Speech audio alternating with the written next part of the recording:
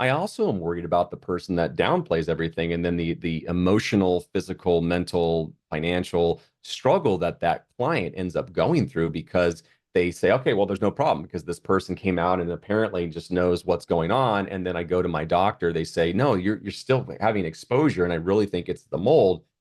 Let me tell you, I know what that feels like. And it's very frustrating for all parties. So you don't want to work with that type of inspector that we're describing. You need to be somebody that, as you'll see through these questions, are more open-minded, who's really treating this more of like an investigation than Yeah. I got to make my next job in 40 minutes. Mold illness can be an overwhelming topic. The good thing is that you're not alone. Join Dr. Lauren Tessier, a mold illness specialist, as she helps to demystify this complex world. Welcome to Your Life After Mold. We're so glad you're here.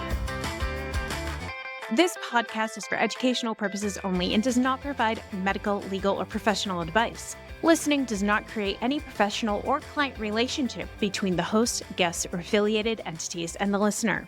For advice specific to your circumstances, consult a qualified professional. The opinions expressed by guests are their own and do not represent the views of the host or affiliated entities. By accessing this podcast, you agree to indemnify and hold harmless the hosts, guests, and affiliated entities from any claims, damages, or liabilities arising from your use of the information provided. And so, Mike, I am so excited to have you here today. Thank you for showing up, excited and ready to get into this. I loved our pregame talk. I'm excited to dive into these questions. So many juicy ones. Thank you for having me. Absolutely. Absolutely. It's my pleasure. So what we will start with here is the tried and true question, but I don't think I actually know this. How did you get into the IEP field? And then, of course, how did you find your way into the mold illness community? Yeah. Well, when I was 16 years old, I worked for a family-owned air conditioning company, and certainly wasn't doing the level of work I'm doing back then, but I was learning about the fundamentals of airflow and fresh air and air exchange and all those sorts of things that I never thought I was going to necessarily run with. But as I went through high school and through college, I had finally, I said, I like this. We're solving people's problems. I got entry-level certifications, and then was able to qualify for accredited certifications that demonstrate a certain minimum body of knowledge. And again, as I was going through college, I didn't even necessarily think I'd be doing this, but I was really falling in love with the investigation process, because if you think about working with an air conditioning company, there's the potential for like condensate leaks. And, it's funny, air conditioning companies have this kind of thing where they say that whenever there's an indoor air quality problem, everybody blames the AC company because they, the lungs of the home. And there's truth to that. And so we ended up going out and solving a lot of problems that other companies weren't solving. And I think I found really value in that. Decided to continue that field and track and continue to work with this company. I took over the indoor air quality division and ran that and just really loved it. And then one day I woke up and I said, you know what, this is great, but I'm working 80 hours a week, getting paid an embarrassingly low salary, and I'd rather take a chance and do what I love. And so I opened up my doors in 2007, September, and really just went from there. And one of the things I didn't realize at the time was the level of forensic testing we were doing was not the norm. We might get into some of the questions later on, but I wasn't doing some of the more traditional sampling. I was doing advanced DNA sampling, learning a whole ton, and didn't realize how valuable that was. Well, turns out one day I get a call, and it might have not been Dr. Mary Ackerley as the official first clinical person that reached out to me, but I do remember what happened when she calls. I went to her office. We sat down. She says, I have struggling patients. There's this thing, chronic illness. And she used terms like CIRS. And I heard things like Lyme. And, I'm like, what? Like, is that like a flavor you drink? Is that something you, chop up and put in your beer? And it was a wake up call for me. It really was. And she's like, can you help these people out? That blossomed. I ended up joining a lot of the communities that you're very familiar with, and really became good at it. And so about 2014 to today, I've been exclusively working with people with chronic illness, and realized that what I had been learning back in 1996 was ultimately helped me today, because we weren't that traditional assessment. We weren't trying to say, give me 10 reasons why you have to prove there's a problem. Find one reason why it might lead to a source, having the right attitude, and realize that I was doing things that, that the community needed. So that's the 30,000 foot overview of how I got involved in doing it ever since. Great. I appreciate that. And have you been in a situation before where you've had mold impact you personally, perhaps? Yeah, yeah. I mean, there's always the question about the people that are out there doing the work, doing the remediation. There is some exposure for me personally. I was invincible. I was Superman until I think I hit the age 38, 39 or something like that. And, I started with just things like, kidney stones and then that's fun. And then it kind of just, I remember one day coming to work, I just got done from the gym, probably pushed myself too hard that day, came in, looked at my office, looked at the stack of client files. And while I was very blessed to have that work, felt overwhelmed, the stress. And I just felt this feeling come over me, fatigued me out. I didn't eat for a day. And the shorter version of a much longer journey for me was that, I'm like, what's going on? This is not right. Freaked me out. That was just a horrible experience. And after testing and talking with multiple people, found out that I have CIRS and that, whether I had a priming event like COVID, because it was right in those timeframes when this was going down for Yeah. me, really affected me. And that was a dark place for me, Lauren, because here you would think that me with all of my contacts and my knowledge that I'd be able to kind of get my game right here and I got this, you're prepared. And I think it was the opposite for me. I think I was over analyzing things and really went through some PTSD and the limbic system stuff. And what I realized was that I'm in this for the journey. And anyways, it to land the airplane, it did give me a very new level of appreciation for the clients that have been reaching out to me in the years past. I certainly was always a nice guy, but I don't think I really understood it. And so when I went through it, it gave me that wake up call of like, this is a serious thing. And there's different varieties of what chronic illness means. It's, as you know, in your role, it's complicated, but I will tell you that that woke me up. And so ironically, in the last few years, while I've been working with people with chronic illness for quite some time, I've been getting the most complicated jobs, clients that I've gotten. And I think I've been knocking most of them out of the park because I think part of that is having a better appreciation for being able to talk with. If you can't communicate with your client, if you don't really understand, if you can't hear them, you might Yeah. miss a detail that could be the difference between you finding the problem in the home or not finding the problem in the home. Hmm. And even to take it another level, it's maybe not for me in my mind's eye, I think of it more as like feeling. And maybe that's, amorphous energetic boundaries or whatever. But, when someone sits in front and you have fully, in effect, felt this and experienced this, and they mention that quick little thing of like, I have the postnasal drip and the sour stomach right when I get up in the morning. And you're like, oh, postnasal drip. You're like, oh, sinus may be dripping something into the stomach and into the back of the throat. Could be a fungal colonization. Could be you've been breathing it in and sleeping on it all night. And there we go. Like you just hit those points where they're maybe like slings and arrows almost. Once Yeah. you experience it, then yeah, you hear, and at least for me, like you feel it. And that's what really, I think, sets a lot of our folks apart. And the practitioners and the professionals in the mold illness community, typically, if folks dig deep enough, there's a reason why they know what they know, you know? Right. Exactly. Yeah. For sure. Well, I And appreciate the backstory for sure. And it's amazing to have known you for so long and I've never heard it. So thank you. I yeah, appreciate that. Yeah. So, as I've mentioned before to folks in the introduction, these are all questions that have been audience sourced.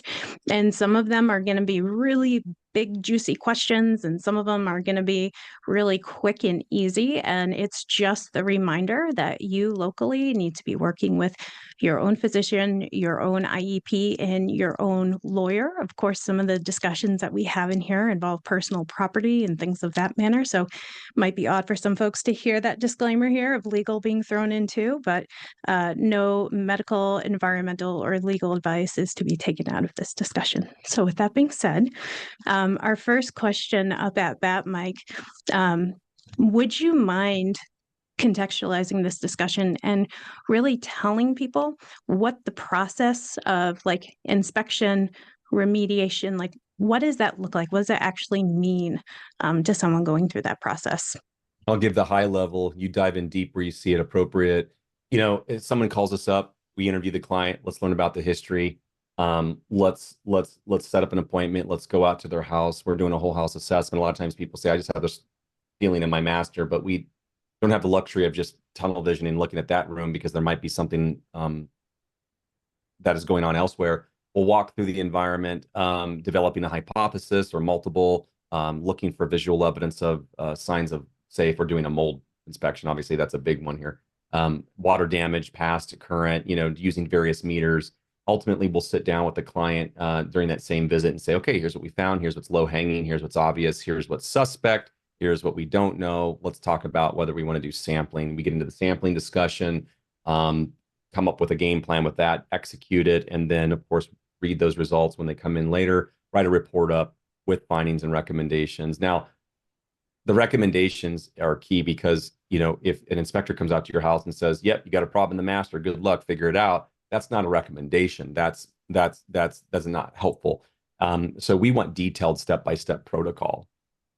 It sounds almost like hand-holding because it is. Step 1, remove personal content. Step 2, set up containment, things of these natures. And so we're writing a detailed protocol. And then ultimately what usually follows that remediation protocol is some sense of follow-up testing. We usually refer to that as a post-remediation verification, or PRV. And in my particular case, I actually have 2 phases of PRVs. The first phase is typically something you would do 24 to 72 hours after the final remediation and cleaning has been completed. And phase 2 is typically a more in-depth sampling that you would do when after, say, a month or so of time has passed. That is a process that can take from start to finish 1 to 2 months that I just described in 2 to 3 minutes. But that's what it looks like. And obviously with each one of those topics, you could get into it for an hour. Yeah, yeah. And, I think something that was really respectfully glossed over in there was the concept of the remediation. Like, I really want to drive home to people that Mike is the chef putting the recipe together, and he is handing that recipe off, word for word to the actual line cooks that do the thorough work in doing the remediation and the follow through and addressing that space. So, yeah, I do think that that's really important. I love the fact that you're doing 2 times verification testing. I actually have not, I think, witnessed that locally here with my own clients. And most people, it's definitely a newer topic. And so, yeah, we do that because a lot of times the phase 2 testing is more forensic, and it's the type of testing that you might not always literally be able to do during phase 1. Say, for example, if we're talking about dust sampling, you might not have enough dust. Even if they did a bad job, ironically, that doesn't, you still might not have enough dust. And so there's all these sorts of limitations. And to your point about the chef example or analogy, you're right.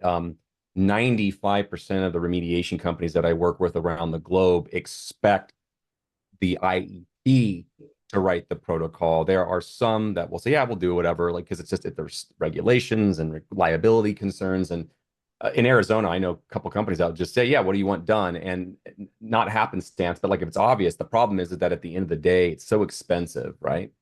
That people do want to have an independent game plan, that third-party separation, to where you don't think that the remediation company is trying to just make an extra 10 grand off of you. So you're absolutely right. You need to have that third-party separation, and a big role of the IEP is to write that protocol, write up that meal, write up the, oh, my hand's raised. Darn Zune. But is to write that up, list the ingredients, what specifically should go in this and how it should be done. And that is really kind of a deal breaker for me. If you're working with an IEP, they need to be able to do that, or else you find another one. Yeah. So I think, running with this metaphor then, like, how do you find a good chef? How do you find a good IEP? How do you find a good indoor environmental professional? Yeah, we want right. Michelin. Is it Michelin 5-star, Michelin 3-star chef? Yeah. I don't know how many stars they're up to now, but I know the Michelin chef. Yeah. Well, and resources, we are lucky that we do have a couple. It's not 100%, doesn't always work great, but like, for example, a wonderful source is the International Society for Environmentally Acquired Illness, ICI, that both you and I are a part of. They have a Get Help page. It's wonderful because it might help narrow down your search. I think that That's great for people who have boots on the ground, they're local, that can help them. There's a lot of IEPs on there that can do virtual consultations. I do a lot of those to help people in remote, like Podunk, Montana. You're probably not going to have somebody. Although ironically, we're working on that right now. When you don't have those options, then the people are like, okay, but now what do I do? And what I will tell people is this: it's a two-parter. It goes quick. Is there's an organization, ACAC.org, just 4 letters, ACAC.org. And if you go to their website, it's basically just a certification body. And you look up for professionals in your state, and they will show you different professionals. Typically, there's a lot. And you look for professionals like with my certifications like CIEC, CMI, CMC, CIE. Those are the mold focused professionals. And the whole point is this: it's not a guarantee. You're not doing that because you know that they're going to work for you and be perfect. You're doing that because it's a foot in the door. What I always tell people, and this is the second parter, is go on IEP Radio. That's my podcast, IEPradio.com, and listen to, I believe it's episode 23, 28, which are things to look for when working with a good IEP. Even ICI has a great free resource about what to look for when working with an IEP. And the reason that's important, isn't it funny? Like a lot of these questions lead to like questions that are further below. Yeah. No, it's good. It's like, it's oh my good. gosh, I'm seeing this happening. But is that you need to become your own ambassador and kind of learn about the fundamentals of it. And you, just because somebody has a CIEC certification behind their name doesn't mean. Lauren and I know people who have PhDs that shouldn't be in this business. So it's not always about the certification. It's more about what their aptitude is and do they sound like they resonate. So it's not an easy 2-minute conversation, but go check out those resources so that you can educate you and go, okay, that's what I'm looking for. An example of it is writing that protocol. An example is that, are they just going to come into your living room and take a 5-minute spore trap sample, not find anything, and then tell you your house is fine, only to have your clinician saying you're being exposed still? So Right. that's what you need to do.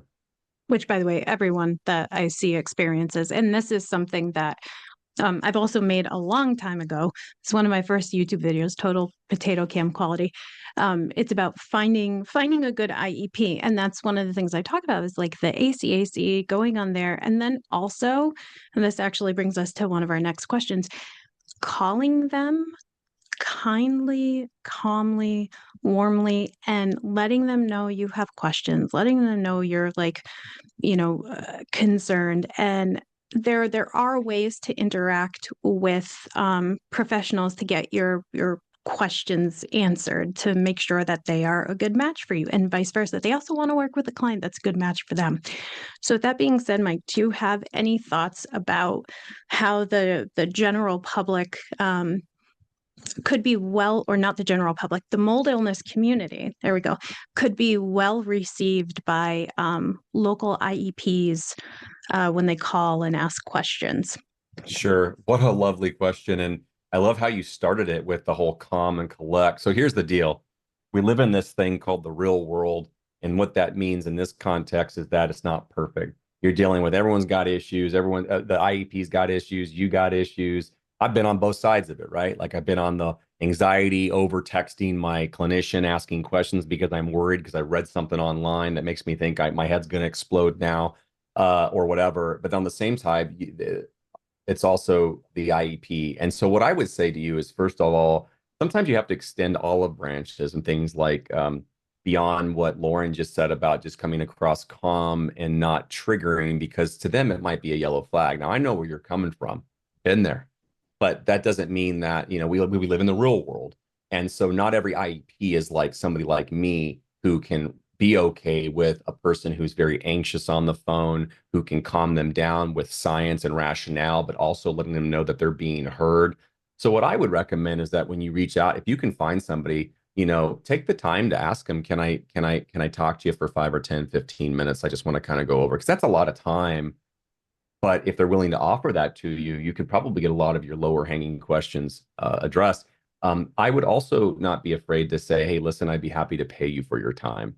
No one wants to spend money, but if the whole goal is for you to screen them and for you to feel like you're being heard, sometimes if you pay somebody for 15, 20 minutes just to chat with them, may seem a little bit, I don't know, silly, I guess.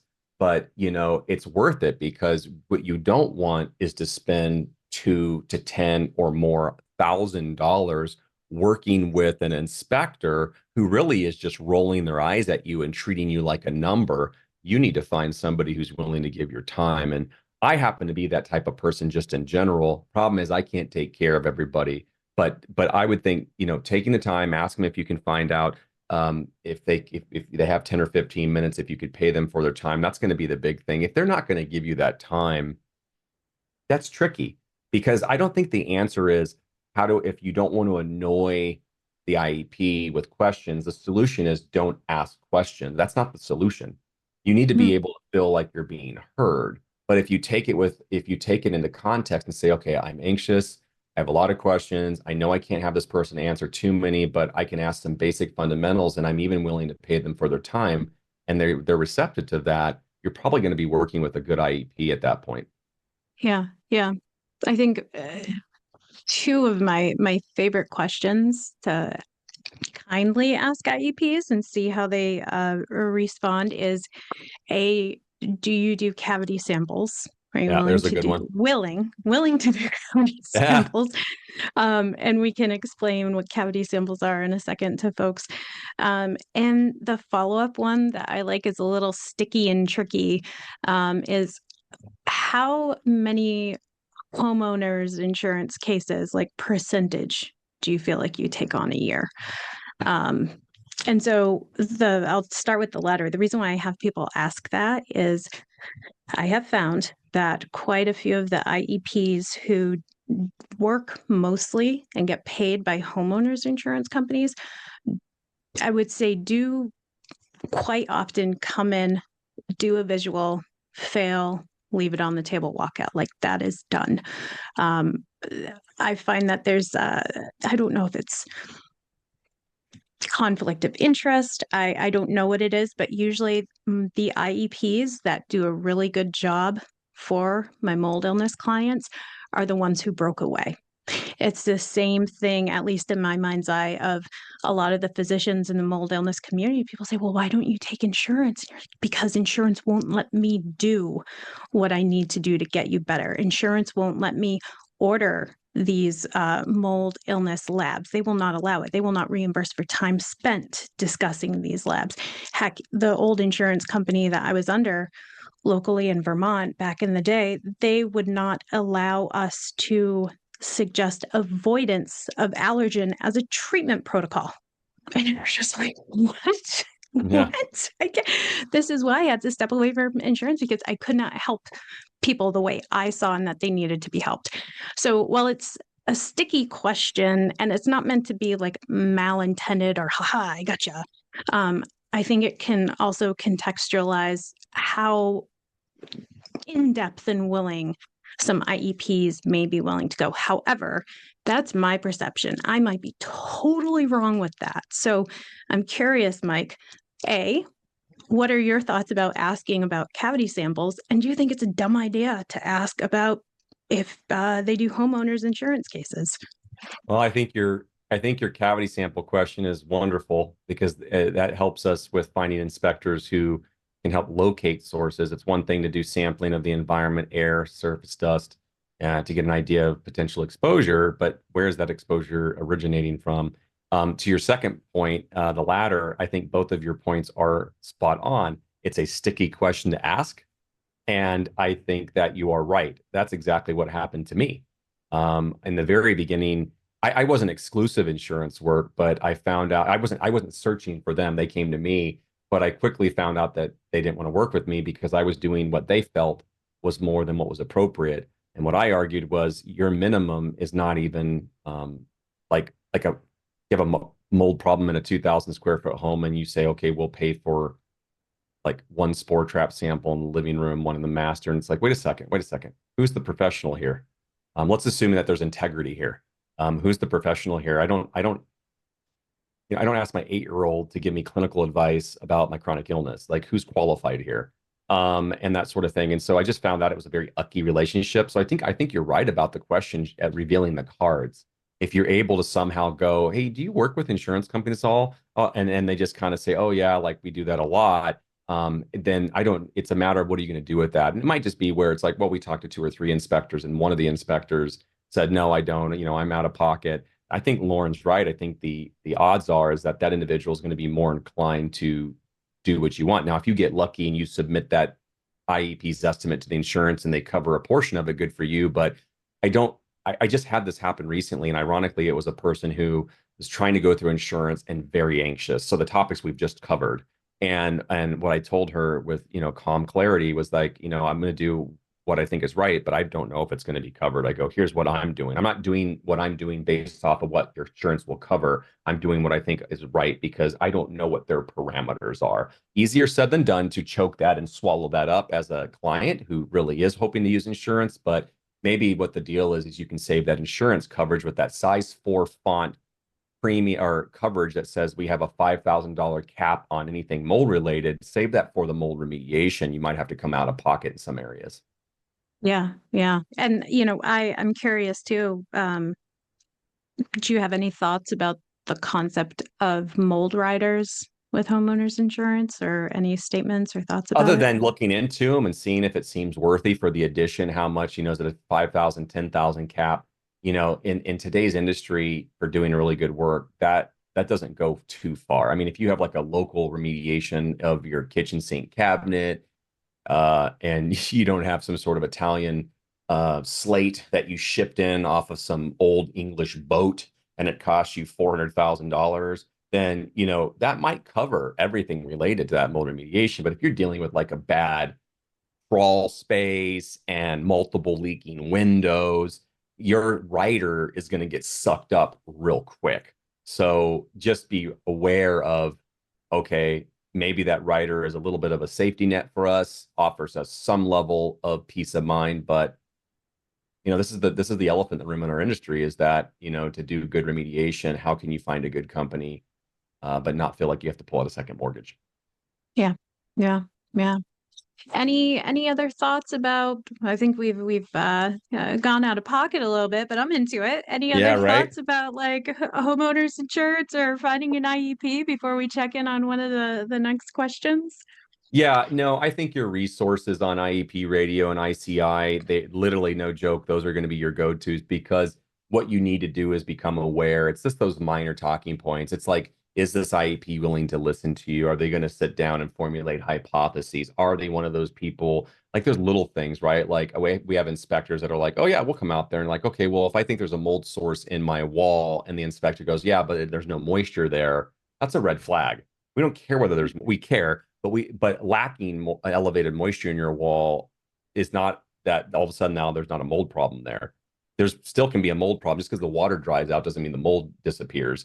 And dead or alive, we already know this. Mold can still be allergenic, toxigenic, and potential, and that inflammatory piece that we think about when we think about inflammation to our system. And my point is that a company that's going to say, I'm not worried about it because it's old, that's a definite red flag. The other thing is we see companies that are like, oh yeah, no, there's an issue there. What we'll do is we'll take our spore trap pump and we'll sample 2 feet from the wall or 1 foot from the wall. And if we don't see anything, you're fine. When you have an inspector that talks like that, there's a lot of flags going off. Like it's like, first of all, you might not very well have big fat mold spores coming out of that wall and rising to the occasion where the pump's at or being even collected because oftentimes it's the fragments coming out. Number two, Can you speak seeing on that, things Mike? like, Because people don't understand the difference between fragments and spores and how that's important for testing.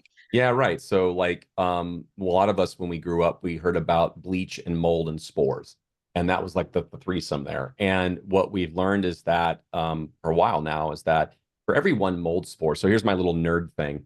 On average, 250 mold spores can fit on the top of a needle pinhead, the kind that you sew with. And that's a lot if you think about it. 250 side by side without falling off the side. That's crazy. And then for every one of those spores, depending on what study we talk about, you're anywhere from 300 to 1,000 fragments. Some studies will argue much higher, but 300 to 1,000. There's way more fragments. So picture that mold spore busted up into 100 fragments. Picture the other parts, the roots, the hyphae, the structures beyond the spores. Those are those are structures and they can be fragmented, kind of like skin flakes, right? Like those are fragments. Well, those fragments are smaller typically, and they aren't detected, number one, with traditional sampling like spore trap or petri dishes. And so there's a lot that can be missed. And so when we talk about doing a wall cavity sample with a spore trap that can miss things in other environments, you kind of want to go for the jugular. If you think you have a mold problem in a wall cavity, don't sample on the other side of the wall 2 feet away. Sample like right into it by drilling a small hole into that interstitial cavity space and sampling it so that you can get an idea of it. And that kind of black and white, like, oh, if I do this and it's no problem 2 feet from the wall is the other flag. Because first of all, how do they know it's not a problem? Or what are they, psychic? Are they a DNA whisperer? Like what is it about them that they know that the rest of us in the industry don't know? I appreciate the confidence. I appreciate the feeling of hope and comfort, but more oftentimes than not, and Lauren knows this about me, I'm a glass half full person. Hope. I avoid fear mongering. I think it's gross and inappropriate. I'm going through it myself. I can appreciate it even more.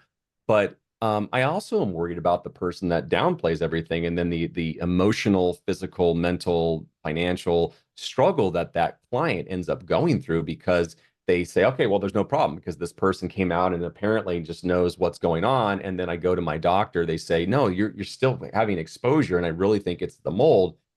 Let me tell you, I know what that feels like, and it's very frustrating for all parties. So you don't want to work with that type of inspector that we're describing. You need to be somebody that, as you'll see through these questions, are more open-minded, who's really treating this more of like an investigation than I got to make my next job in 40 minutes. So whatever I can do, and then I'm out.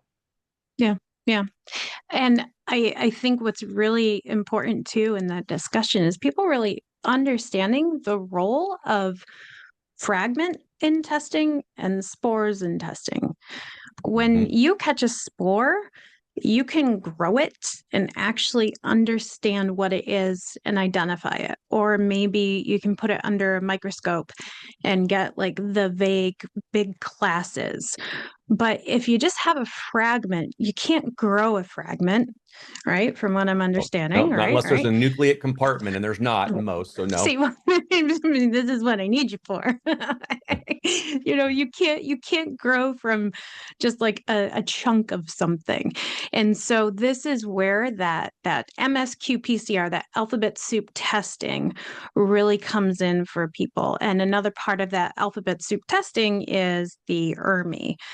So I'm wondering in our discussion of, in-wall testing and making sure that, you're getting into the space that you need to be, let's talk a little bit about the type of testing then that we should really use in certain instances so we can really secure good, reliable results. So in the industry right now, we have everyone talking about ERMI this, ERMI that, ERMI this, ERMI that. Can you tell us a little bit about ERMI, and then maybe we can go into the like pros and cons of it? Yeah, so not to have another shameless plug for my IEP radio, I as I'm love it. frantically going to my video cast so I can give you the right number. If you go to episode 32, no, forgive me, I knew I was wrong. Episode 30, there it is. You will learn about the history, the evolution of MSQ PCR as it is today, but where it came from. Some talking points about it. So MSQ PCR, mold specific quantitative polymerase chain reaction, easier to say MSQ PCR, and most people just think it's ERMI, easier to say ERMI. Yep. ERMI is an analysis method. It's an interpretation method, actually, of MSQ PCR. So it's analyzed with a machine looking at DNA. This is the same qPCR, is used in a whole variety of identifying things from bacteria to viruses. It's the gold standard for COVID. It is sensitive. It's like the stuff they use in crime scene type stuff. But what has happened is in the community, we've thrown the baby out with the bathwater. We've taken some concerns that the community has, I would say in a lot of respects, I support and agree with, concerns about ERMI and the score it creates, right? It looks at 36 different mold species. It's this algorithm, and it has the group 1 over a group 2, and it does all this math, and it says, okay, your ERMI score is a 0 or a 5 or a 10. Rarely is it a 0. And when you look at the interpretation that the EPA, led by Dr. Stephen Vesper, did, you'll find that a lot of times it still suggests there's a problem. I mean, even if you had an ERMI score of a 0, which I know people who would kill for that score, still shows that you have a 50% chance of having a mold problem in your home. That doesn't make me feel warm and fuzzy. If I told my 8-year-old that there's a 50-50 chance that there's a monster in his closet, he ain't sleeping. So no one wants 50%. And what I think happened, this is the whole baby and bathwater thing, is that there was assumptions. Oh, well, this shouldn't be used, and this is not calibrated for people with chronic illness. Well, let me tell you something. I don't think the ERMI score is calibrated for people with chronic illness. Yes, some of you know Dr. Richie Shoemaker in his early evolutions was looking at, before even MSQ-PCR was commercialized in 2006, he was using tape lifts, direct exam, looking under a microscope like Lauren was describing earlier. And then he started looking at this ERMI. What's this ERMI thing? And so he started looking at, even he evolved with it and kind of steered away from it. But within that information, that the MSQ-PCR is a DNA set that helps us identify those fragments. And it is critical because if you look at the individual mold species, we're not talking about the score. It's talking about each individual mold species that's identified on that panel, which is limited. We'll talk about that in a second, a con, if you will. Is it will show those fragments and pop out. And so let me put this into English, more times than not, and I actually did a study with the EPA that showed this, is you'll do air sampling in a home, doesn't show a problem, and then you'll do MSQ-PCR on the surface, and even do direct exam on a surface too, and all of a sudden the direct exam didn't show anything or nothing that would cause you to say this is a fail or a problem, where the DNA lit up those fragments. It lit up. And the other thing about what we love about DNA testing is it speciates. And so a lot of times a classic, very common argument, Lauren, is that someone will do a spore trap, which just identifies mold. I'll make this real easy for everybody, to the genus level. So it's like, if you remember science class, there's these different orders and kingdoms, and it's like you get down to the nitty gritty and you get down to genus, and then you get down to species. Well, there are genuses of mold, like Aspergillus is a genus, and then Aspergillus penicillioides is a species, and there's hundreds of species underneath this. Here's the problem. We classically see this issue, and I'll go back to MSQ-PCR real quick, where someone will take an outdoor spore trap sample and say that the Aspergillus penicillium grouping, because the lab under a microscope can't differentiate between the spore. Look, it could be some species of Aspergillus, some species of penicillium. Well, great. That narrows it down to like a few thousand species. That's not helpful. That's sarcastic coming from me. And then they'll come inside and they'll do another one in the basement, and they'll say, well, the basement sample in the air was lower than the outdoor, even though it was higher than the living room, but it was lower than the outdoor. And so we can say there's no problem. It's like, well, what was the species? What if it was 1,000 count of mold X outside, or mold A, but it was a different species, so mold B, in the basement? Now, just because it's lower, it doesn't mean there's not a problem. It just means you missed something. With MSQ-PCR, you lower that incidence of false, I guess you could call it a false negative, and you identify that. And so it's a great tool, very forensic. What are the cons? Well, the top two cons that everybody talk about is cost. The individual sample analysis, if you send it straight to the lab, is going to be anywhere between about $240 to $300. It depends on the lab you use and a couple other things. The other con, and it's disadvantage here, is why I look at it, is it is only looking at 36 mold species, the standard panel. Now, these labs have evolved, and they've made custom panels, and we don't just look at 36, we look at 39, or we can look at more, and blah, blah, blah. So they are trying to catch up to the needs of the industry. It's just an issue of cost. It's like, is 36 enough as surrogates? I don't need to know every species that's growing in your home. If you have a water damaged building, what you're trying to do is find the source. And whether it takes me one species to identify the source or 15 species, the remediation is all the same. And so it's not about needing to do a test that looks for every known species, but it's a matter of saying, is this test able to detect enough to where it will likely find the problem no matter what? Because people don't want to spend $1,000 per sample to find something to fix a problem that might be $500 to fix. That's why I love that testing. I think the big thing, and I'll toss this to you, Lauren, is the interpretation. How does one interpret that? And that's a very complicated topic. Yeah, that's a great question, realistically. From the clinician perspective, and I always tell people it's out of scope. I can only comment on things that I've seen be problematic for other clients in these particular instances. But I always remind folks that the frank IEP count, that IEP account, the ERMI count, wrong set of letters.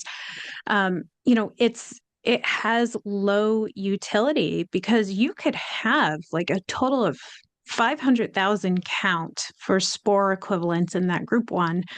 And you could have 500,000 count total for your spore equivalents in group two. And by golly, you have an ERMI of 0. I've even seen folks come to my practice who have had a -2 on their ERMI, and they're like, "Oh man, we aced this. We got extra credit." And unfortunately, a lot of that means that there was a bigger number in that group too. For folks, it's really simple, like one group minus another group, and that's how you get your ERMI number. And so if you have that bigger group in group two, then you're going to have a negative number. And some of those groups in some of those molds in groups two are really histaminergic too, and that histamine reaction can cause that insomnia, can cause that fatigue, that anxiety, can cause that joint pain. There's histamine receptors all throughout the body. So I always remind people that I typically also look at the counts, and then I'm always a little bit weary too. And no offense to anyone listening, when someone collects their own ERMI, because then the discussion has to be, did you sample from around the exterior windows? Did you sample in the bathroom where, some labs tell you not to, no wet areas? Did you go over a growing carpet to catch it all and make sure that you got it and you send it, which is like an internal drive that I feel like I would even have, you want to get the dirtiest of dirty to get it validated. Yeah. So I think from that perspective, to ask another question here is it possible to like oversample an ERMI? If you get too high of a spore equivalent count, and you're upwards at the 500,000, do you stop and you go, oh crap, I have a terrible problem in our home? Or do you say, maybe we oversampled and maybe we should have a professional? And here's one thing before you jump into that, Mike.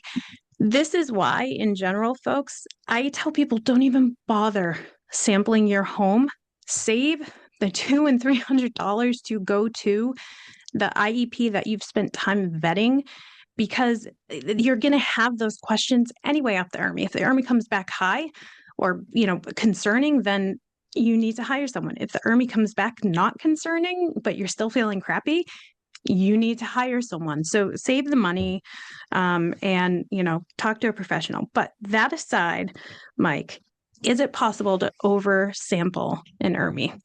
Yeah, no, well said. Yeah, I don't know. When I think of oversample, it's funny. What I think about is overinterpret. Like, it's kind of like, it's like if you collect a ton of dust, the lab's still going to sieve through it and get the dust they need. And if it's really, really old dust, and you gave them a bunch of dust, I guess to humor the question, you gave them too much, then it kind of works out anyway in the dust extraction and the handling process. But there's a bigger, to me, there's a bigger question, which is, well, what about that old dust? You sampled from reservoirs. The lab sent you a thing that said, hey, sample from dust that's older than 6 to 9 months. So you're sampling the tops of the door trims, the fan blades that no one ever cleans. And it's like, okay, so it comes back, and maybe it would indicate by the individual species that it's elevated. Well, is it elevated because you have a mold source in the home? Is it elevated because you have a unbalanced distribution between molds and dust? Like you have a lot of mold outside, but not as much inert, non-moldy particulates that have settled next to the spores and fragments. And so you sample it and it's blown up, but really that's just normal background where you live. Did you sample over an actual mold spot? These are not swab samples that you're supposed to use to ID a mold source. It's for average settling. So can you spike it? The answer is you could misinterpret it really easy if you're not sampling correctly. It goes back to Lauren, or an aspect of what you're saying of working with an IEP who knows how to collect these samples, because quite frankly, with all the love and respect I have for these labs, and I work with a lot of them, some of them personally, is they should stay in their lane. Like, I know that they're trying to help with the DIY guidance. A lot of their sample instructions are they get from IEPs like us, but we're always evolving. Like, they'll say, stay away from bathrooms. Lauren's right. They do. Well, I'm not against the fundamental concern about why you'd want to be careful in a bathroom, but wouldn't that be like the number one place you would go? A lot of people ask me this. It's like, why would we avoid all the plumbing sources areas? And I think the reason is that they're worried that you're going to sample over like a topical mold source that might be growing and skew the result. Here's the irony. In a majority of cases, when you're dealing with topical mold growth, like say mold on a wall in a shower because your 13-year-old child takes 30-minute hot showers, is going to be of the variety of the Cladosporium alternaria species that oftentimes will actually lower your score than raise it. Now, is that always the case? Well, no. But I mean, historically, when those molds are growing, it's Cladosporium, and there's Cladosporiums. So we said group 1, group 2 earlier, Lauren. Group 1 are considered to be water damage indicator molds. Group 2, common indoor molds, common indoor because they're common outdoor. So really what they should say on their list when you see these things is common outdoor molds. Do they expect to have these in your house? And that sort of thing. And so anyways, back to the bigger thing about oversampling, I think I see not so much oversampling. I see a huge issue with misinterpretation. And so to your point about just work with an IEP before you sample, I don't think you could have said it better, because never mind working with me, work with somebody who can guide you. You're thinking, well, Mike, $300 for a DIY ERMI sample versus $4,000 for a boots on the ground. Well, first of all, I don't think that's an apples to apples comparison of what you're getting for the money. But number two, then start with a virtual. Do a virtual consultation. This is becoming more and more popular. You can work with IEPs for a fraction of the on-site visit cost. They'll guide you to collect the samples. You can order the samples yourself, so there's no markup fees or anything like that for handling, and you collect the samples with the guidance. But that's the biggest thing I see, Lauren, is someone will do a DIY sample, freak out, maybe righteously so, but more often than not. And then we'll end up saying, well, and then we'll do a virtual consultation. And then after listening to them, it's like, here's what we want you to do. We want you to clean the home. We want you to take about 3 to 4 samples, as many times samples, so not one kit, but 3 or 4. And we want you to basically resample the home. Most people understand that. Most people get frustrated at that of like, why did I spend that money? And it's like, well, we're all learning and we all have issues. Sometimes maybe the reason that your clinician had you do a DIY ERMI was because your husband thought you were crazy. What's possible the wife is. I've seen that too. But like with me, with my CIRS. And so the issue is like sometimes you need a little bit of motivation to say, hey, you guys have an issue. And maybe that spouse isn't willing to spend that kind of money. So the to use an expression, the clinician does a shot across the bow by having you do your own DIY sample to raise the alert. This is the real world we live in. I think in an ideal world, you would just work with an IEP up front to minimize these headaches.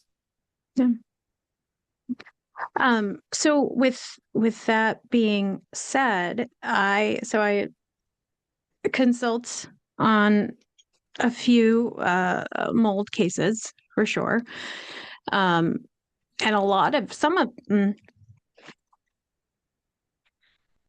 some of them potentially we wish that those spaces were still accessible, because usually someone moves out because they're sick. It's a realistic thing that happens in pretty much everyone's case, whether it goes legal or not. Anyway, my curiosity about this, with the virtual consults and having someone do the self-sampling, if someone perceives that they might be moving towards litigation or they might be seeing that in their future, do you then suggest you or whomever doing more of the virtual, but then actually having an IEP come in to physically collect so that there's like a chain of custody through like businesses or something like this. Yeah, A no, we little do. nitty gritty for some, but yeah. No, that's great. It's very accurate. To answer your question, the short answer is yes, we will push boots on the ground for the very reasons that you've stated. If it's black and white and it's obvious you're going that way, you probably could save some time and just go right towards the boots on the ground. I've had a number of people do that, and I've also had a number of people that are in other states and countries who know they're not going to fly me out to do the work, but they are confused. They want strategy. They want a quarterback in their corner. And for a few $100s, they're willing to spend the money to talk with somebody like myself who can say, okay, I agree. This is what I would focus on, strategize like that. Because one of the things that people like myself are surgical with is knowing the game of the legal world. And you're right. When, you might have an obvious problem, but when you sampled it as a client, all of a sudden they discredit you because they say, well, what are your certifications? What do you know about this? And they'll try to get you on a technicality, even though your sample actually might be good. So Lauren, you bring up a good point. It's case by case. That's a hard one too. That's one of the things I always ask my clients before coming in. Like, you need to disclose to me if you are moving through litigation. Like, I just Yeah. need to know these things or have intention, Yeah. because in that way, like, it's not as if we're not thorough or we would change our course of direction. I think it just, it allows us to hold the proper space for the Yeah. procedures that potentially are on the horizon, I guess is the nice way to put it. So along with testing, I'm curious, going again off kilter a little bit here. So one of my tricks that I have people do when I'm thinking about, sneaky spots for mold in the home. Perfect example. I was taught by my local IEP, who I know and love, wonderful, wonderful person here. He taught me to put my knees on either side of a toilet and kind of wiggle it a little bit. See if the toilet wiggles around a little bit, or see if the floor in the bathroom has a little bit of bounce. Those are things that are on my radar that I'll often check in with folks about. I'm like, just digging around and seeing. I'm curious, do you have any sneaky, fun, curious questions that you ask folks that maybe others don't when it comes to sneaky hidden mold? I love the analogy of you playing cowboy for 8 seconds on the toilet to see if it's got a loose connection, faulty wax ring, compromised subfloor. It's going to be hard to beat that one. That's kind of creative. It's a I think, visual. Yep. yeah, it's a good visual. I think for me, the sneaky things, one's probably a bit more obvious to me, but obvious. It seems like just most people just discount it. For that would be a crawl space. I can't tell you the number of times that people discount crawl spaces because they feel like they're sealed off from the living spaces, or they'll say, well, we put plastic down and it's like 6 mil trash bag that is haphazardly laid down and can exacerbate microbial growth, make it worse than if you just would have left it alone. So there's that discussion. And then the other thing for me is, and this probably biased towards my background, is HVAC systems. It is incredible how many people aren't aware of how common it is for condensate leaks to occur. Sometimes the systems can freeze up so there's if anybody knows a bit about AC systems, you typically have like an air handler or a furnace, and then you'll have a coil. If it's a furnace, you'll have this coil on top. This is the part of the unit that cools the air in the summer. It's where that refrigerant gets pumped into from that loud fan obnoxious condensing unit outside, and then it cools it down. The problem is that sometimes, if they're not operating properly, they can ice up. Too much moisture ices up, airflow is going too slow, or low refrigerant issues. All these things can result in literally an ice ball, and can get the size of a bowling ball. The problem with what I just shared with you is that water from that snow, that ice ball, doesn't drip down the fins and down into the drain and appropriately leave the unit as designed. It drips right through the furnace down to where the furnace is sitting on. And if you have like a raised platform, like if it's in a garage somewhere in a closet in your house, that's typically dripping into your return duct. That's the part that sucks the air from your home. And so you have this biological experiment going on underneath inside of the ductwork, which is a major problem. Distribution system, that's the air conditioning system, major mold source. And almost every home I see, there is some evidence of condensate. So that's a low-hanging fruit for me. I think my biggest tricks is more to the discounting that people do. The number of times, typically it's the males, sorry guys, where they'll say like, it's just a little drip leak that we had underneath the kitchen sink. It's not a problem. And like dismissive. And then we go under there and it's like the bottom shelf is like warped, swollen. And it's like, yeah, that's enough to create mold growth underneath. So it's paying attention. But I got to admit, props to your guy there locally who has you straddle the toilet seat and go for a ride. That's creative because he's obviously looking for a compromised connection. And that's a good one because, you know, you're dealing with potentially black water, sewage related bacteria issues. And that's a big one. Yeah. Yeah. Another one that we've seen, or I've even personally experienced, right? Because you got to throw that in too. Bath fitter tubs. Water can get behind your bath fitter tub. And so if you stand in that tub, and you make sure you stand in your tub if you have a bath fitter before you turn on the water. And if you feel a give, a little bit of a slosh or a water, you know There's that you have a can of potential worms. issue. Yeah, That's a huge one. Wallpaper yeah. on exterior walls in really humid climates. That's a big one. Wallpaper acts as for most non-breathable, non-permeable wallpaper serves as a moisture barrier. And if you're in a hot, humid climate, or you think it's creative to put it in your shower bathroom area, the problem is unless it's in the case of an exterior wall, the problem is this moisture from the outside is going to get into your wall, and then it hits that barrier, and instead of it being able to permeate, which is a kind of a building science part of the design of your house, it's like a living organism, and moisture is coming in, you've trapped it. And in case some of you aren't aware, at that point, the concern is moisture now builds up in that interstitial cavity space and mold can grow. So these are examples where, well, okay, if I'm an investigator, I'm walking around, I'm in your house, you live in North Carolina by the ocean, and it's like, why do we have wallpaper? Not why to judge, but we have wallpaper on this exterior wall. Do we have any evidence of delamination, any evidence of swelling of baseboards down below? And could we do a cavity sample, what we talked about earlier, in that wall, maybe another wall to compare it to see if there's evidence of a mold problem? So that's a sneaky one because you don't always see the problem, but it might be observed by way of doing MSQ-PCR DNA sampling. Say it's in the living room, you have this weird high result. It doesn't look like it's coming from the outside. It doesn't look like it's coming from the crawl space. Just not adding up. It's like, well, we didn't see any evidence, Mike. It's like, well, tell me about the home. Well, okay, we got wallpaper. It's like, whoa, time out right there. And that can be a source. So those are also, that's another tricky one. Yeah, and I appreciate you bringing that up. There was a study that was done in, I think, 2017, where they took a sterile cut. You probably know about this one. They took a cut of wallboard. So, drywall, whatever folks want to call it, gypsum board. And they put it in a sterile petri dish. So no germs, totally clean, no nothing, guys.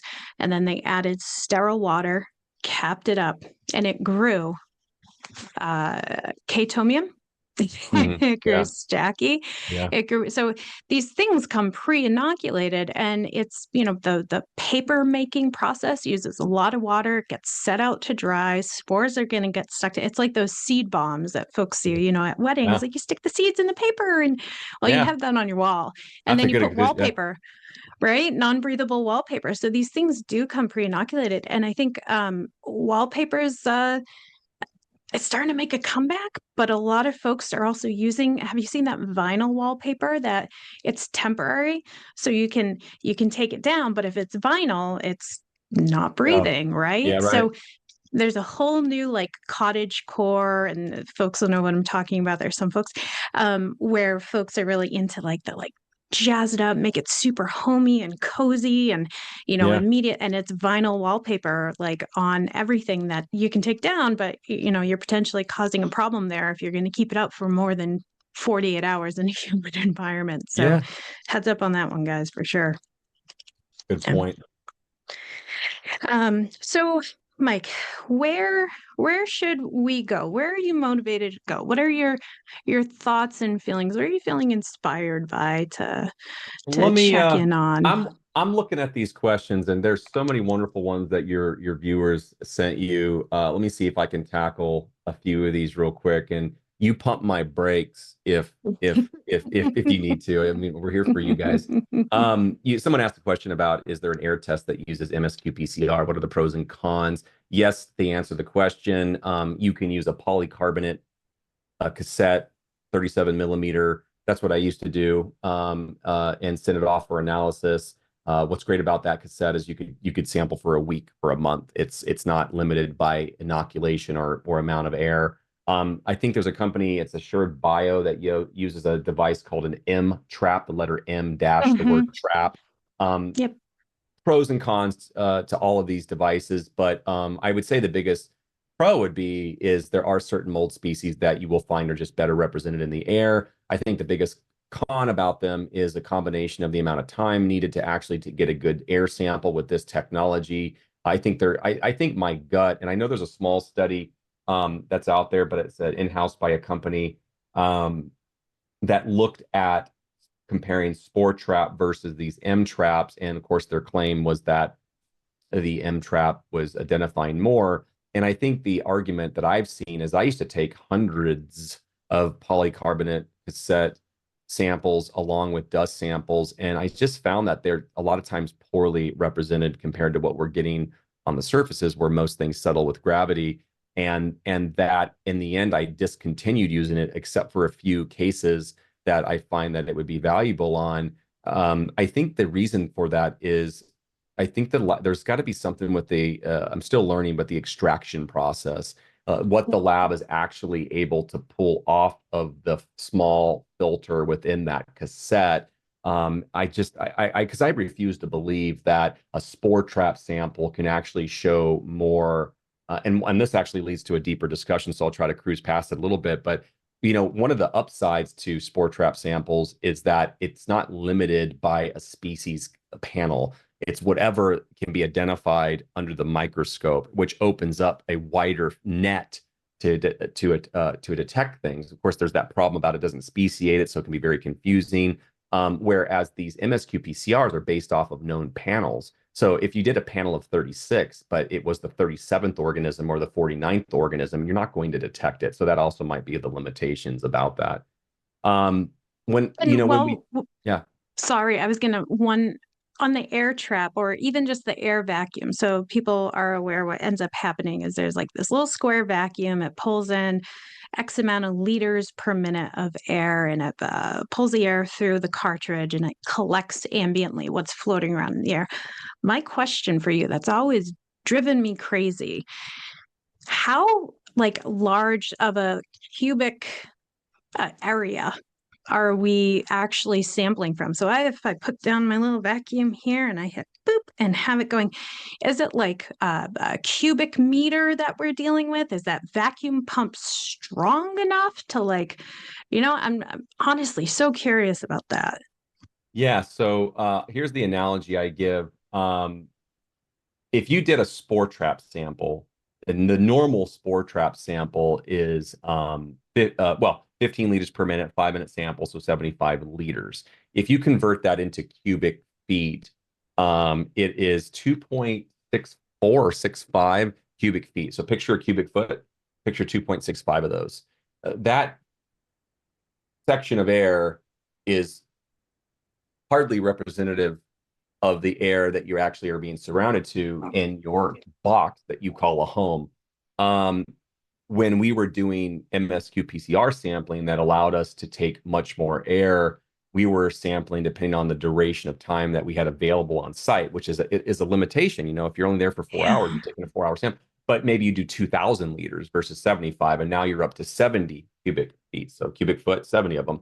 And I think the bigger question that maybe you're asking is, what are we doing, and does it matter? And the problem is a lot of the air samples that are being done out there are very much grab sampling in nature. They're very like moment of time, what the air was at that time, but what did it look 5 minutes later, 24 hours later. It's very grabby in nature. It's one of the appeals to dust sampling. Even if you're not a fan of ERMI, if you're one of those people that read about some document that the EPA wrote, and now you're protesting, and it's like you realize that most samples, including in bacteria and other things, are really supported for taking it off the surfaces, because surfaces do give us history. It's just that there's this debate about what's a better representation of exposure, what's actually in the air because you're breathing it, or something that's on the surface. And there's arguments to be had on both of those. But back to the air samples, I think what the goal is you want to take massive amounts, because keep in mind that there's a lot of what we call short cycling. It's not like the columns of air in your home line up like a line at Disneyland for a ride and say, we're all going to have our opportunity to get sucked through here and have our turn.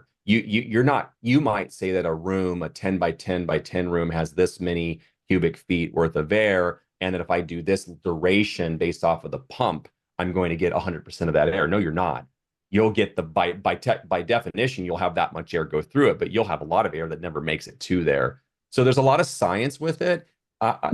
Air sampling, Lauren, has its place. I've had many times, and I don't want the audience to run with this. This will be the 3-second snippet they take. Right. But No, we will not make sure that this is a 3-second snip. yeah, is that I've had times where spore trap samples actually have found stuff in the air where a dust sample missed it.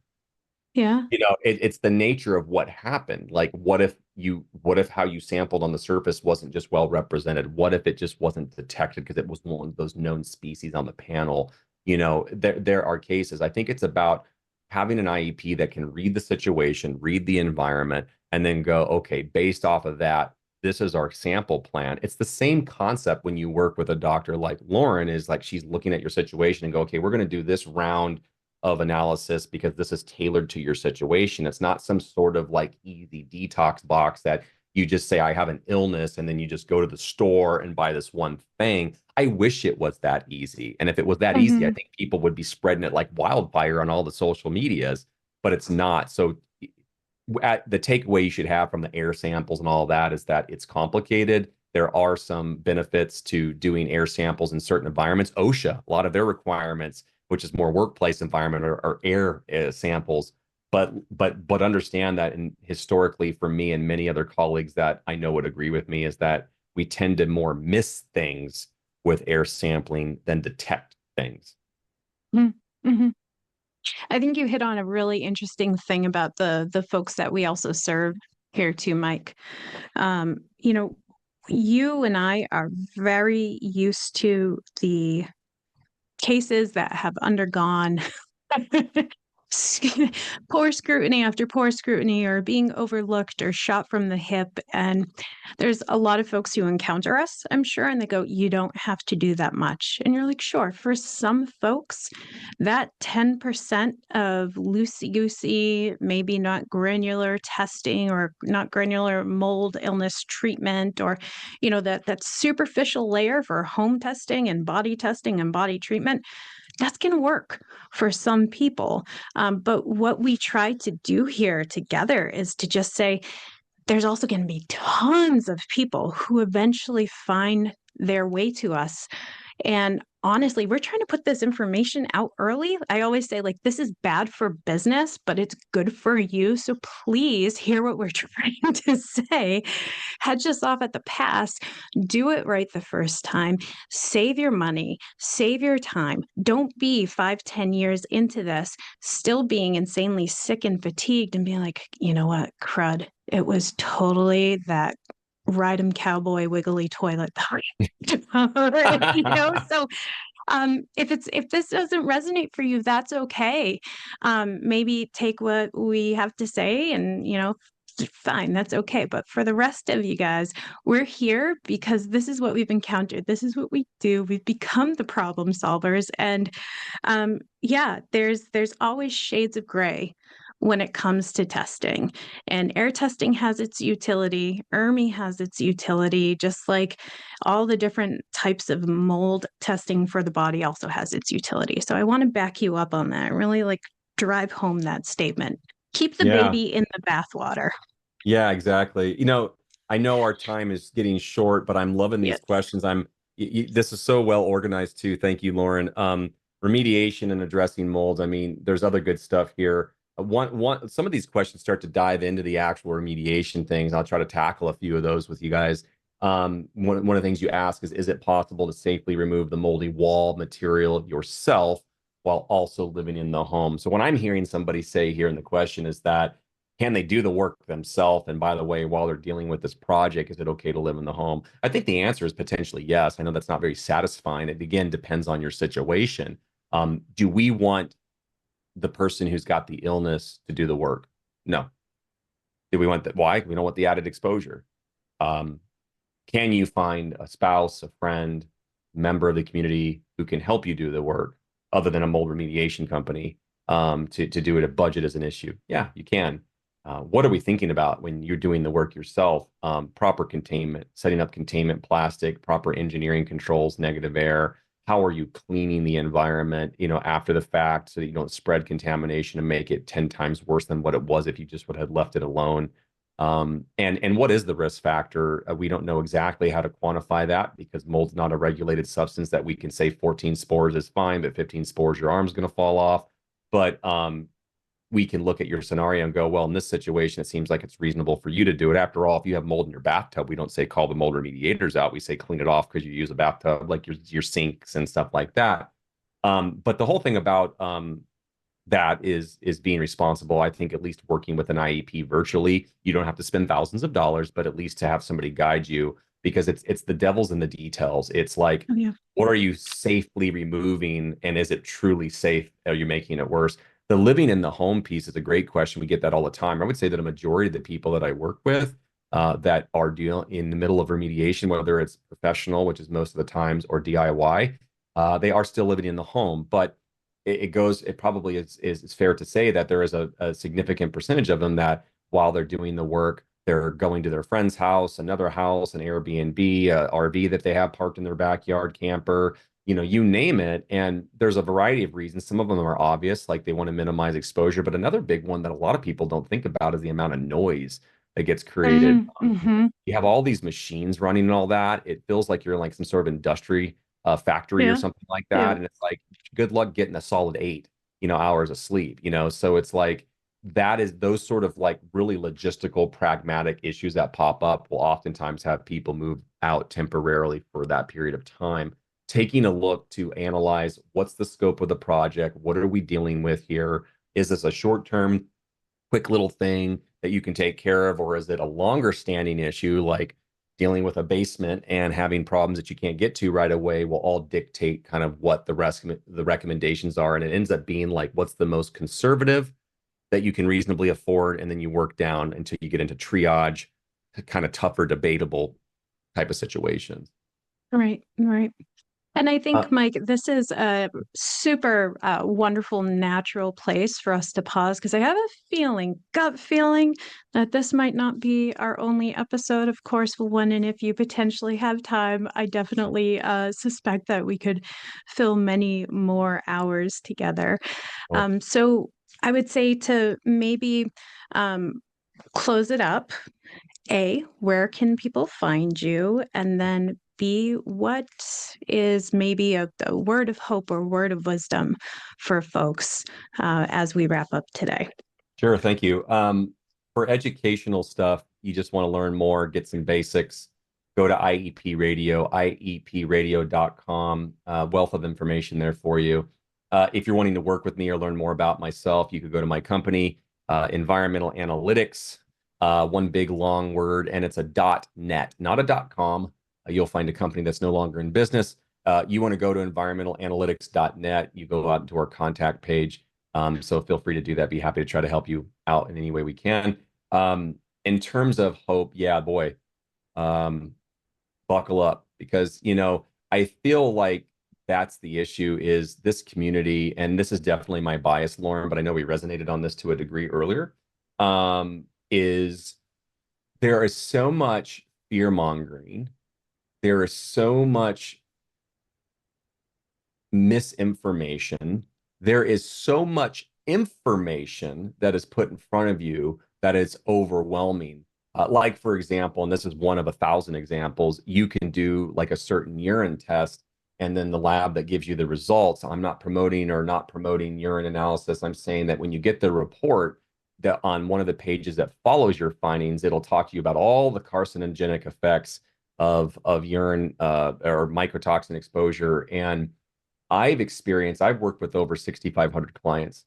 And what I can tell you is that there is a theme, especially in the last 2 or 3,000, why we're more focused on this, is there's a theme where it's like people show up to our quote unquote door in a very triggered, sympathetic state of mind. And it's like, what I'm realizing is that it's okay to be afraid. You don't know something, whatever. It's like, it's not like, oh my gosh, that's it, you're done. But it's the fact that you don't get off of it. You never turn that switch off because you're constantly being stimulated. And let me assure you that there are a ton of loving, caring, and qualified IEPs, clinicians like Lauren, who want to be there and hear you and help you, but that are not scaring the hell out of you, and or even if it's not intentional, giving context. Because folks, we live in the real world. We are surrounded by mold. We are surrounded by mycotoxins. Not a darn thing you can do about it other than thank your creator or your energy or whatever you believe in and say, thank you for that normal background exposure, because I know my immune system needs it to keep me healthy. Ever wonder why the astronauts, after going to the International Space Station, have some immune issues and they got to work that back up despite best efforts? It's because they're not having the normal exposure they do on this planet that we live on. And so that's important to know, because the same species, the same mycotoxins, it's not looking for a mold-free, mycotoxin-free environment. What it's looking for is an environment that reflects normal background. And if you need it to be a little bit better, because maybe you got allergies or other issues, your bucket's full and whatever, fine. There's tons of easy things to improve it. But let's stop treating mold like it's plutonium, because some of the things I'm hearing and where they're getting the sources, I literally get emotional about. I cry, I get frustrated, because it's simply not true. Mold is not plutonium. Mold exposure is a serious thing, but it's not something like it's a ticking time bomb and you got 4 seconds to deal with it. And so know that there is hope. Fortunately for me, I see more success cases than I don't. We don't have you throwing away stuff because a stacky botcher spore landed on your t-shirt. You're not going to have to throw away all the books behind you. You know, it's taking a closer look and seeing where you're at. And if you are one of those unlucky individuals that, oh my gosh, moldy basement, you know, mold growing everywhere, well, that's kind of self-explanatory. You probably would not want to be in that environment. You probably do want to not read that moldy book. But know that there's also things that you can do. If it's the family photo album or the knitted sweater that your great-great-great-grandmother gave you, no one's asking you have to throw that out. You might just not want to put it as the center item stage on your coffee table in the living room. Maybe we can put it in a sealed container and keep it out of the environment while you work on your healing. There are so many pragmatic solutions that honor your health and your safety and risk management, that don't require you to get a second mortgage, that don't require you to throw everything out as an automatic response. And I want you to hear that, because I'm guessing that there's at least one of you listening that is going, you know what, that is how I feel. And I'm so thankful, hopefully, that you hear this and know that that's the truth, because that is the truth. And I can tell you that there is a lot of hope, and the hope is that you will get better. This is a chapter in your life. So let's jump on that train, not the freak everybody out train and that sort of thing. And sorry if you've gone through that before, guys, but I've been there personally, and I've seen the light at the end of the tunnel, and it's not a freight train coming at you. It's actually a real solution. And you work with people like Lauren and myself, you're going to be taken care of. Well said. Bringing goosebumps to my arms. Thank you, Mike. Oh my gosh. I appreciate your time, your knowledge, your wisdom, your generosity of knowledge and spirit. Thank you so much. And I'm sure at some point we would love to have you back. So Let's have do a it great 2 or day, 3 Mike. times. I love it. Thank you so much. You're welcome. See ya.